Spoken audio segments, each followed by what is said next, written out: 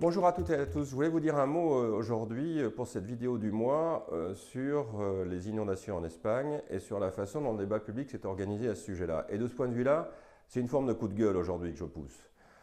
Il y a eu des inondations extrêmement graves en Espagne. Et qu'est-ce qu'on constate? C'est que le débat s'est limité à quoi? D'abord à un certain nombre de gens qui continuent à nier le changement climatique, ce qui est quand même gravissime dans notre société, alors qu'on en voit les effets tous les jours.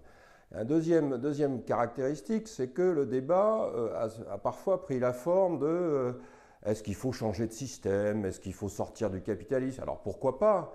Mais très concrètement, pour les gens qui sont affectés par ces inondations, on voit mal quelles conséquences ça pourrait avoir et surtout quel système alternatif. Et si on attend le système alternatif, eh bien on peut attendre assez longtemps. Et en revanche, il y a des choses qui n'ont pas été dites et qui sont absolument majeures. 500 000 habitants de la région de Valence sont en zone inondable. En France, nous avons 28 millions de personnes en zone inondable, qui habitent en zone inondable. Nous avons le changement climatique qui accélère les phénomènes de pluie torrentielle, de ruissellement et donc d'inondations très graves. Et personne ne s'interroge sur est-ce qu'il faut continuer à construire en zone inondable. On continue à le faire dans notre pays et dans les pays occidentaux. Est-ce qu'il faut qu'on continue à habiter dans ces régions qui sont extrêmement dangereuses quand il y a des inondations?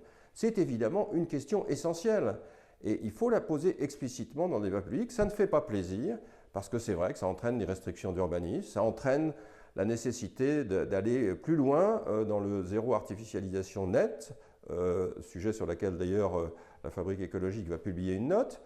Voilà, donc il y a la nécessité d'avancer sur ces sujets alors que c'est pratiquement pas dans le débat public à la suite de ces inondations. Le deuxième élément, qui lui a été davantage évoqué, c'est les insuffisances des services de secours et des services d'assistance aux personnes en Espagne. Et il est évident qu'il faut que dans les différents pays, il y ait des services tout à fait opérationnels sur ce sujet. Mais je voudrais insister, quand il y a des événements aussi graves que ceux-là, posons les problèmes sur la table tels qu'ils sont et évitons le verbiage, le déni ou tout simplement le fait de ne pas poser les véritables sujets. Voilà, merci à vous.